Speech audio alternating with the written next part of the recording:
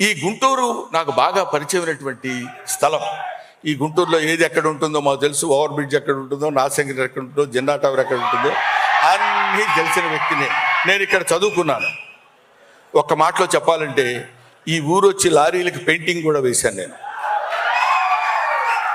సరే, అదో పద్ధతి. ఇది చెప్పడానికి ఎందుకే ఎంతసేపు అరుస్తున్నావు అనుకోవచ్చు మీరు. ఇది నీ చేత మోహన్ బాబు గారిని అభ్యర్థించి ఇక్కడ తీసుకొచ్చి ఇక్కడ ఈ కార్యక్రమం నిర్వహించవలసిందిగా నీలో ప్రవేశించిన వాడు మన కోటయ్య కోటప్పకొండ వాడు ఉన్నాడు. చేదుకోకోటయా, చేదుకోకోటయా.